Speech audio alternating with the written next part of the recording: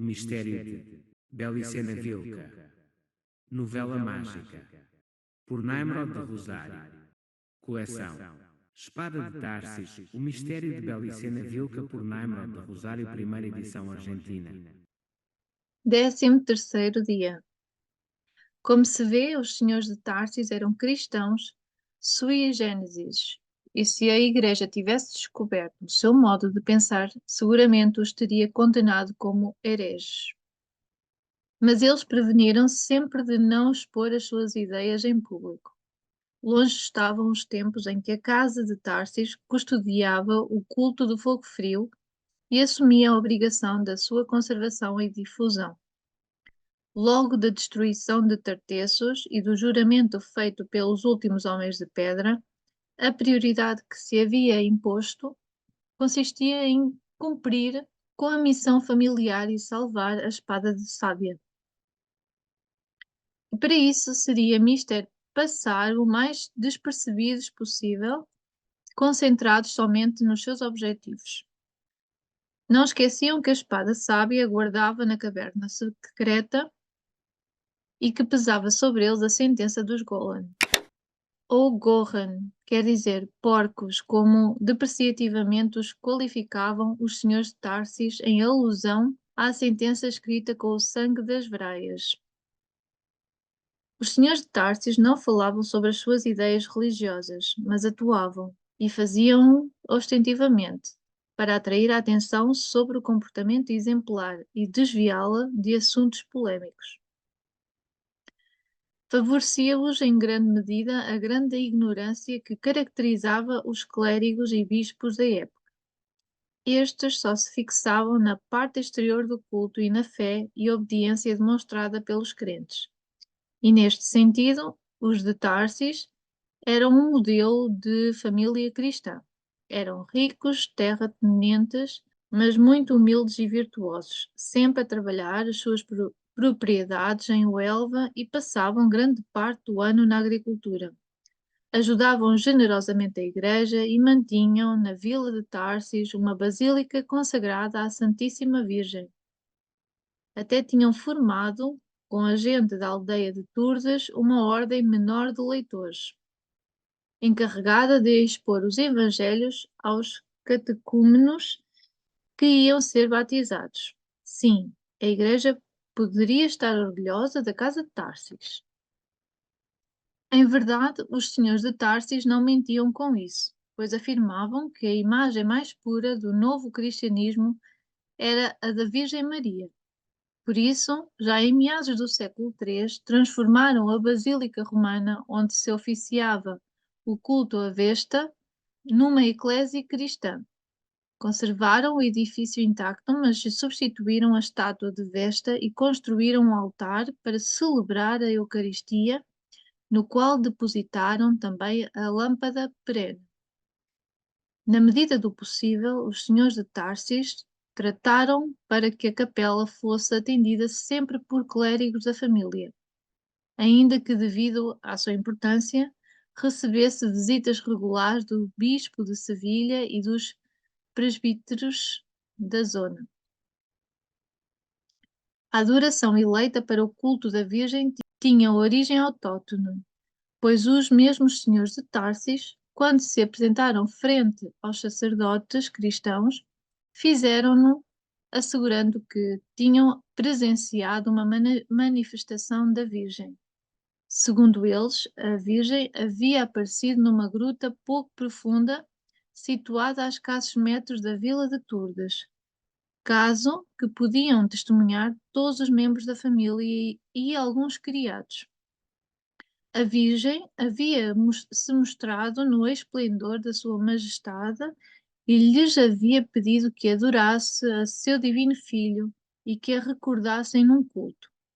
Então os senhores de Tarsis, presas de visível excitação, declararam que desejavam abandonar o culto pagão e converter-se em cristãos.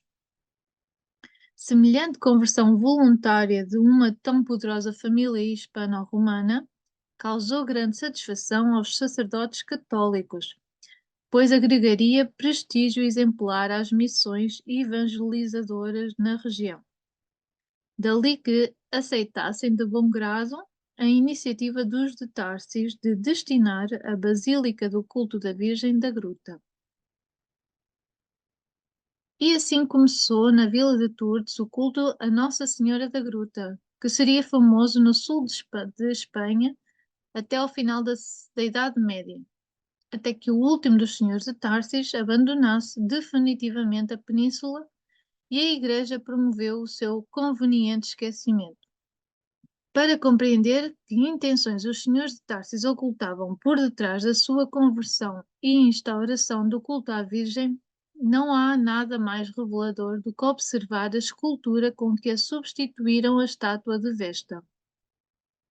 As coisas mudaram muito desde a época dos cartagineses, mas a vila contava com uma residência senhorial na terra dominicata e de uns 50 hectares de terra indominicata, entregues ao cultivo. Uma aldeia campesina, chamada Vila de Tours, fora levantada próxima da residência dos senhores de Társis. E num limite da aldeia, sobre uma colina que descia suavemente até a residência senhorial, os senhores de Társis tinham destinado para a igreja e a paróquia local uma excelente basílica romana.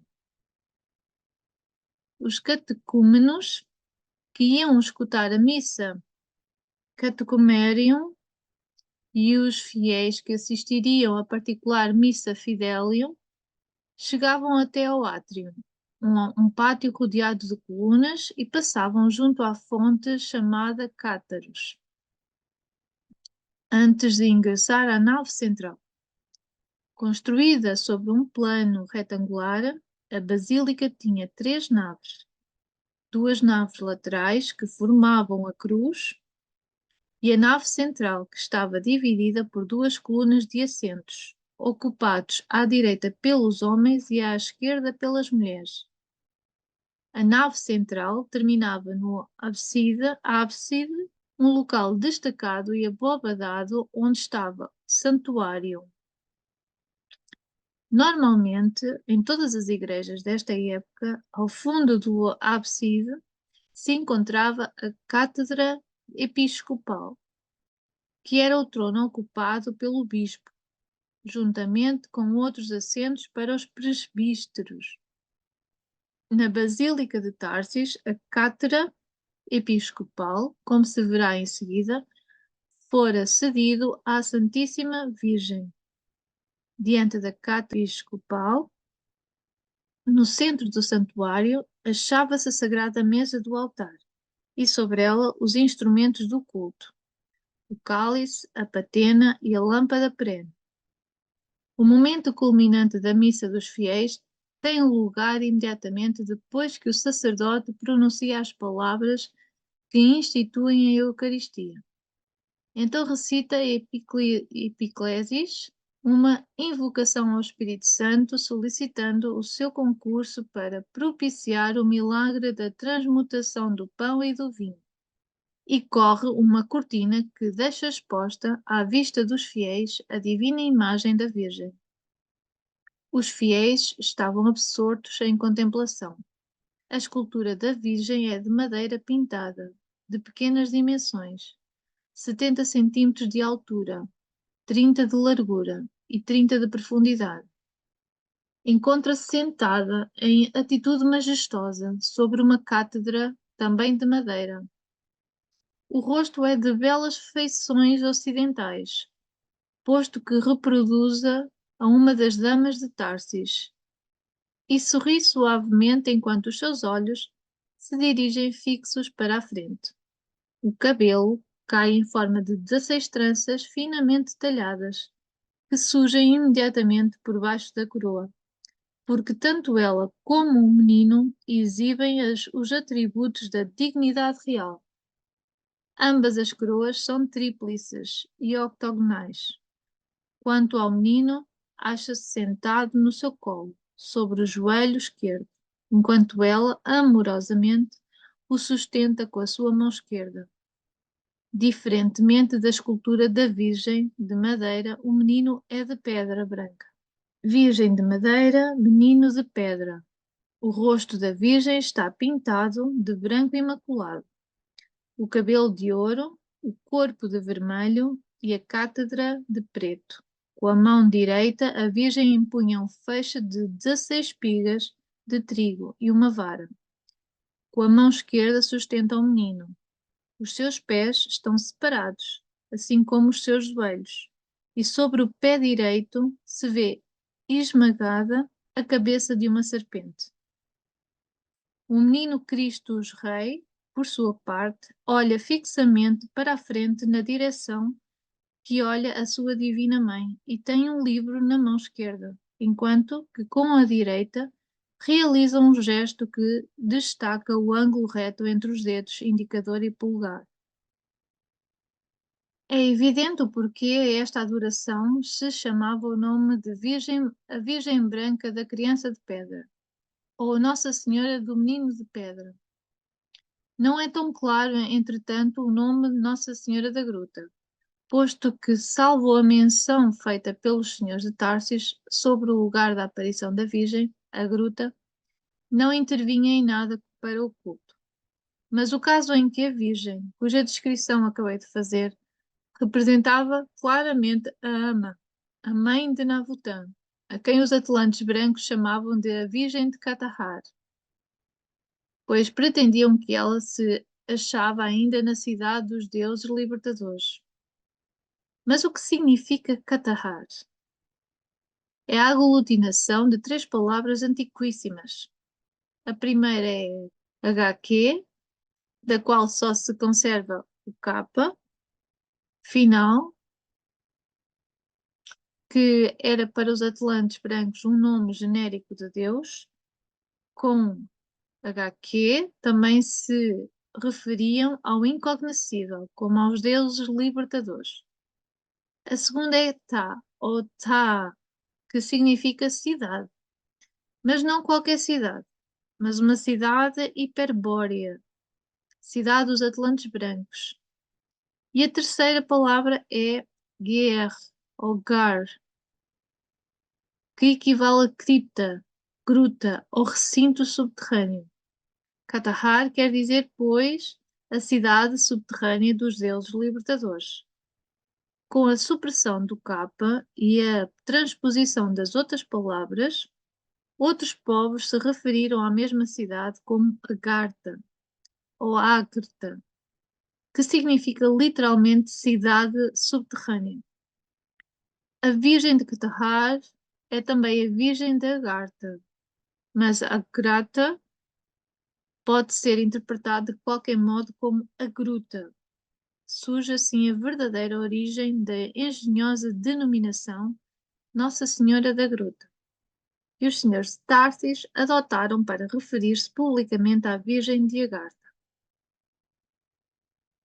Em conclusão, ao ditar-se a Lei Imperial de 392, que reprimia a prática dos cultos pagãos, os senhores de Társis já eram cristãos, católicos romanos e sustentavam, na sua eclésia própria, o culto à Nossa Senhora da Gruta, à Virgem de Agartha. Não é que com essa mudança tenham renunciado ao culto do fogo frio. Na verdade, para celebrar aquele culto não se requeria nenhuma imagem. Foi a necessidade figurativa dos lídios que, ao aperfeiçoar a forma do culto, introduziu no passado a imagem de Pirena. Mas Pirena era o fogo frio no coração, e a sua representação mais simples consistia na lâmpada perene. Aos eleitos da deusa, que ainda acreditassem na sua promessa, só deveria bastar-lhes a lâmpada perene, posto que o ritual e a prova do fogo frio deveriam agora realizar-se internamente. Assim que todo o antigo mistério do fogo frio estava exposto à vista naquela basílica da Vila de Tours. Mas, como antes, como sempre, somente os homens de pedra o compreendiam. Só eles sabiam, ao orar na capela, que o olhar da Virgem de Agartha e do menino de pedra estava cravado na chama da lâmpada perene, e que essa chama dançarina era pirena, era fria, a esposa de Nabotã, expressando com a sua lança o segredo da morte.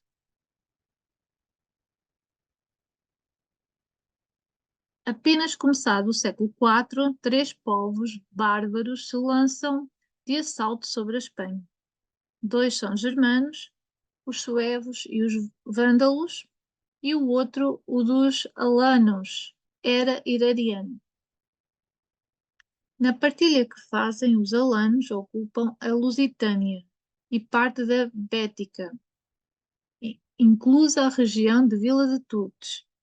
Chegam em 409 e nos 8 anos que conseguem sustentar-se na região, a sua presença reduz ao proveito próprio dos impostos correspondentes aos funcionários romanos e ao saque periódico de algumas aldeias. Para fazer frente à invasão, o general romano Constantino, em nome do imperador Honório, contrata o rei Vália dos Visigodos mediante um foedos firmado no ano 416. Por este tratado, os visigodos se comprometem a combater, na qualidade de federados do Império, contra os povos bárbaros que ocupam a Espanha, recebendo terras em troca, para se assentar no sul da Gália, a Tarraconense e a Narbolense. Os alanos são assim rapidamente aniquilados, enquanto os vândalos ainda realizam incursões à Bética por alguns anos até que finalmente abandonam a península rumo à África. Quando em 476 o Esquiro Odoacro depôs o imperador romano Augustulo, dando fim ao Império Romano do Ocidente, fazia já 5 anos que o rei Eurico dos Visigodos tinha ocupado a Espanha. Desta vez os visigodos ingressaram para acabar com os suevos, em cumprimento do foedos de 418, mas não iriam embora pelos próximos 250 anos. A presença permanente dos visigodos na Espanha não afetou de maneira determinante a vida dos hispano-romanos, salvo no caso dos proprietários de grandes latifúndios que se viram obrigados pelos feudos a repartir as suas terras com os hóspedes germanos. Tal era o caso dos senhores Tarsis.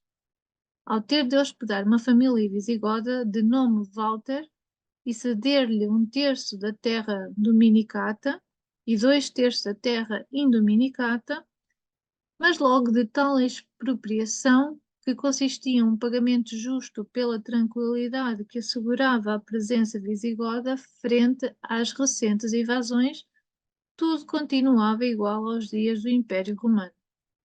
Só o destino dos impostos tinha mudado, que já não era Roma, mas a mais próxima Toledo.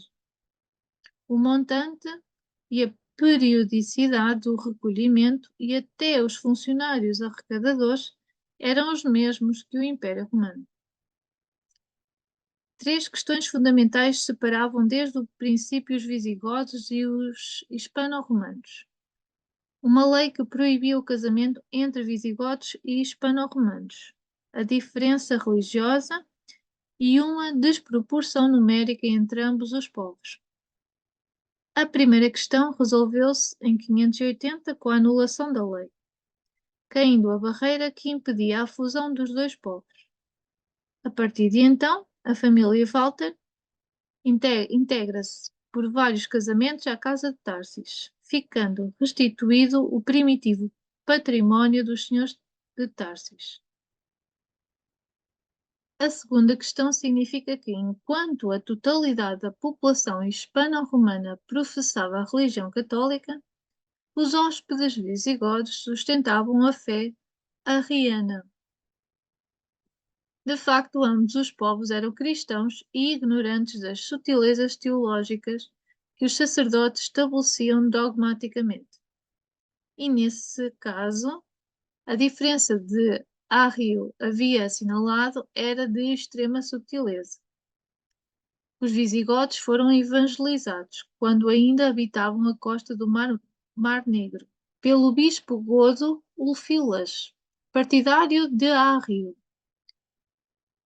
Ao avançarem sobre o Ocidente, empurrados pelos hunos, descobriram com satisfação que o seu cristianismo era diferente dos romanos e se aferrariam a essa diferença, por vezes incompreensível. Fariam assim porque os godos possuíam muito desenvolvido o orgulho nacional e precisavam dispor de uma diferença tangível, um princípio unificador próprio que lhes evitasse serem culturalmente fagocitados pelo Império Romano. O significado da diferença em si não tinha maior importância. O concreto seria que o arrianismo os manteria separados religiosamente da população romana, enquanto que, ao uni-los entre si, lhes permitiria conservar a cultura goda. Em consistia aquela diferença com o dogma católico que poucos compreendiam, mas que os godos nacionalistas defenderiam até ao fim. Especificamente, referia-se a uma definição sobre o problema da divindade de Jesus Cristo. A postura de Arrio, natural da Líbia, mas pertencente à diocese de Antioquia, surgiu como reação contra a doutrina de Sabélio. Este havia afirmado que não existia distinção essencial entre as três pessoas da Trindade cristã, o Filho e o Espírito Santo. Em verdade, eram manifestações do Pai sobre outro aspecto ou prósupa.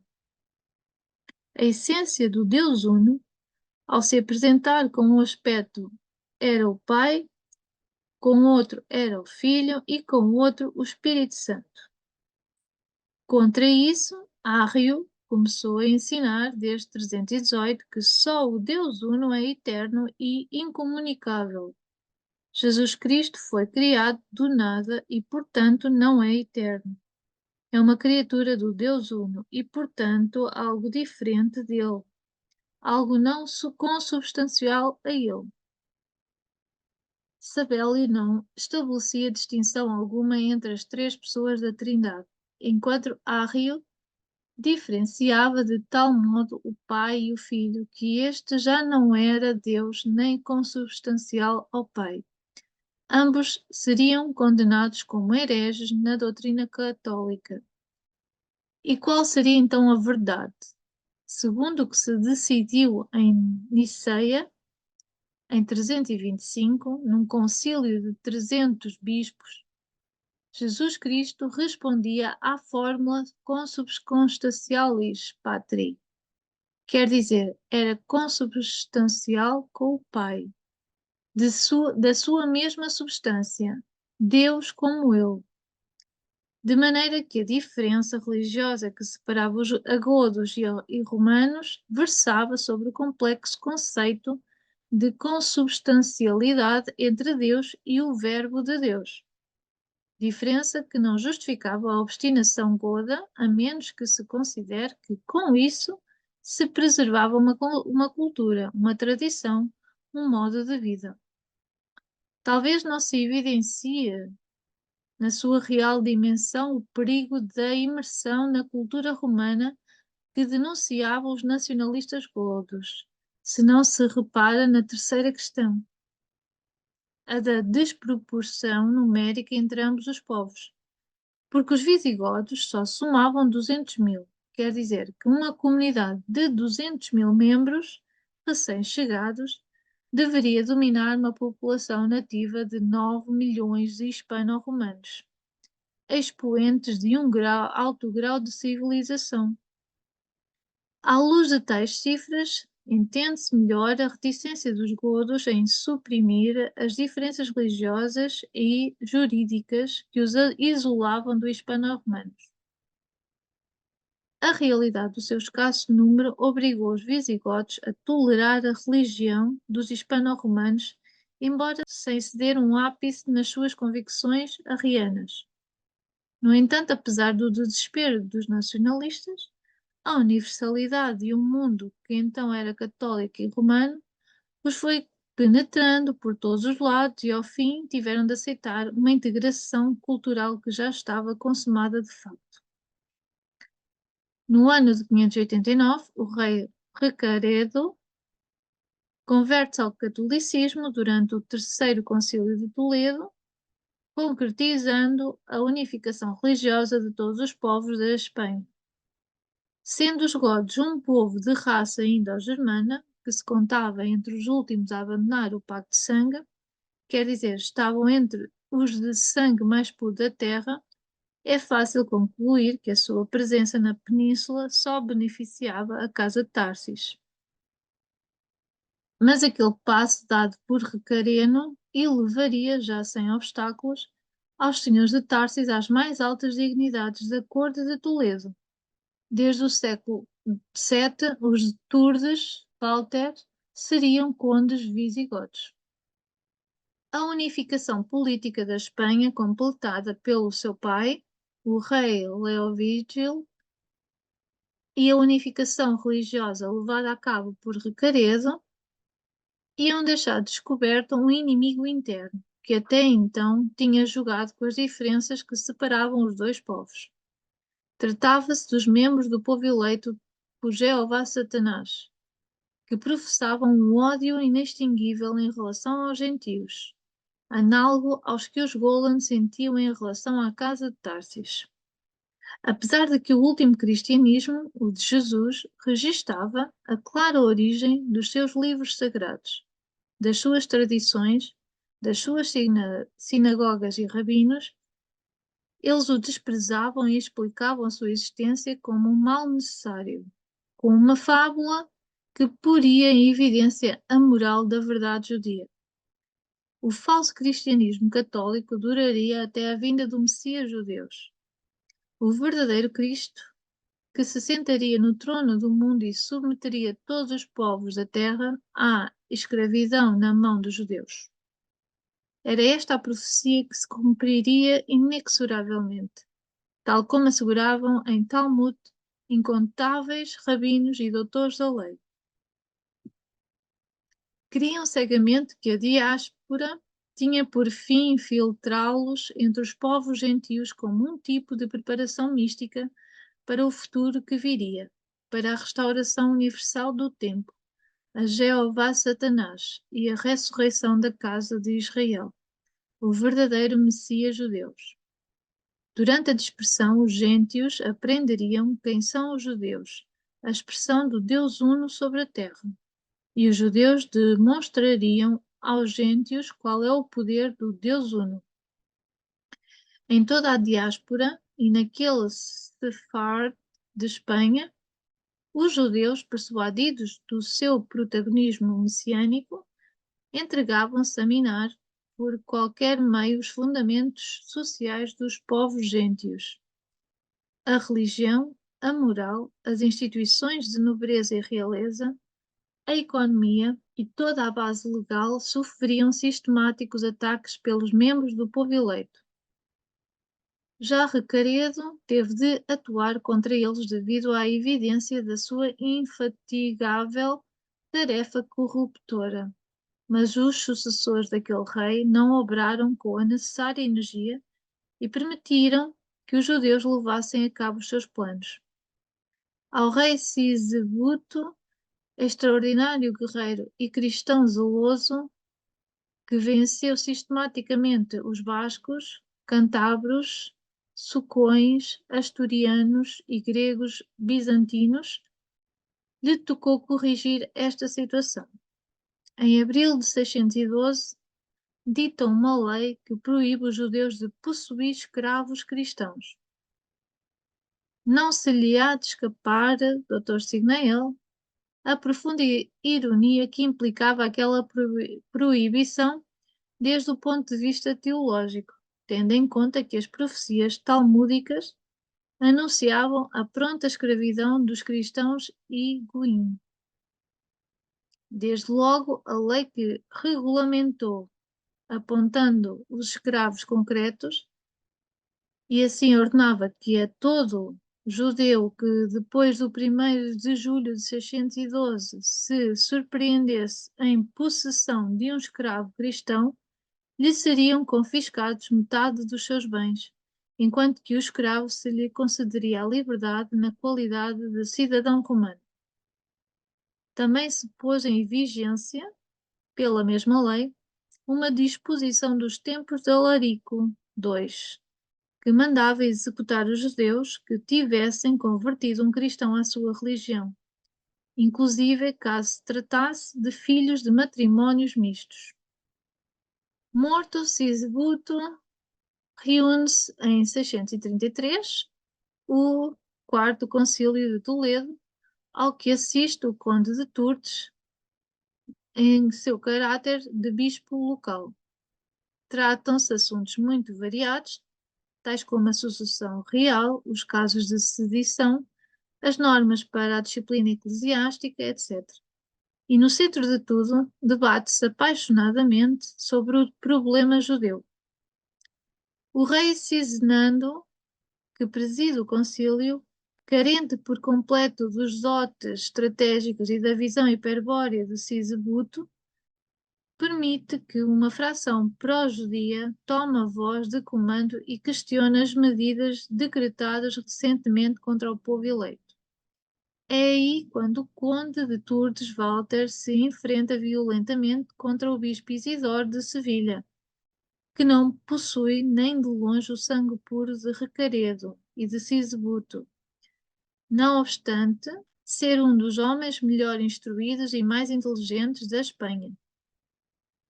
A sua enciclopédia em 20 tomos, Etimologia, é uma obra-prima para a época, ademais de numerosos livros dedicados aos mais variados temas. Inclusive escreveu um tratado de apologética com o sugestivo título De Fide Católica contra Iuedos. Mas Isidoro professava uma admiração sem limites pela história do povo eleito e considerava o Antigo Testamento a base teológica do cristianismo, tal como o demonstra no seu tratado de exegética, Allegorii Scripturae, onde comenta os livros hebreus. Essa postura o conduziu à contradição de sustentar, por um lado, a necessidade de combater o judaísmo e, por outro, a procurar a defesa dos judeus, evitando que sobre eles se exercesse qualquer tipo de violência. No curso do concílio, levado por esta falsa piedade cristã, tenta dar marcha ré nas leis dos reis visigodos. Graças à intervenção do conde de Tours Walter, se aprovam 10 cânones sobre os judeus, mas sem o rigor da lei de Sisebuto. Proíbe-se os judeus, entre outros, a prática da usura, o desempenho de cargos públicos, os matrimónios mistos, ordena-se a dissolução dos matrimónios mistos existentes e reafirma-se a proibição de manter escravos cristãos. Para avaliar a importância das resoluções tomadas, só se deve notar que os concílios de Toledo eram sínodos nacionais da Igreja Católica. Dali a seriedade de um dos cânones que estabelece expressamente a pena de excomunhão para os bispos e demais hierarquias da Igreja, assim como os nobres que correspondessem às gerais da lei, em caso de que não cumprissem com dedicação e exatidão as disposições sobre os judeus. Neste quarto concílio de Toledo, o conde de Tours Walter lançou-se com ardor a defender a causa que denominava da cultura hispano-goda, no momento que a fração pró-judia parecia ter controlado o debate. A sua interrupção foi decisiva. Falou com tal eloquência que conseguiu definir a maioria dos bispos a favor de tomar urgentes medidas para contra-atacar o perigo judeu. Todos ficaram fascinados quando lhe ouviram assegurar que a cultura hispano-goda era a mais antiga da Terra e que agora esta herança incalculável estava ameaçada por um povo inimigo do espírito, um povo que adorava em segredo a Satanás e contava com o seu poder infernal para escravizar ou destruir o género humano. Satanás lhe havia conferido o poder sobre o ouro, de que sempre se valiam para levar a cabo os seus planos inconfessáveis, e com o que seguramente lhe tinham comprado o voto dos bispos que os defendem. Essa possibilidade de estar ao serviço do ouro judeu levou mais de um bispo pró-judeu a fechar a boca e permitiu que finalmente se aprovassem as medidas esperadas pelo conde de Tours Walter. Mas tal vitória não foi positiva para a Casa de Tarsis, pois colocou em evidência algo que passou despercebido por todo o mundo, na atitude do conde de Tours Walter. Se previa algo mais que zelo católico, algo vivo, algo que só podia proceder de um conhecimento secreto, de uma fonte oculta. O conde-bispo estava seguro demais do que afirmava. Era demasiado categórico na sua condenação para se tratar de um fanático, de alguém cego pela fé. A todas as luzes era evidente que o conde sabia o que dizia, mas quanto e o que sabia? De onde provinha a sua sabedoria? A partir dali, a casa de Tarsis seria novamente observada pelo inimigo, e ao ódio dos Golan se agregaria agora a do povo eleito e de um setor da Igreja Católica que não cessariam de perseguir os senhores de Tarsis e procurar a sua destruição. Adiante, apesar de que contribuiria com a sua riqueza e os seus membros ao fortalecimento da Igreja, a Casa de Tarsis seria sempre suspeita de heresia. Se gostou deste conteúdo, subscreva o canal. Força e honra, camarada!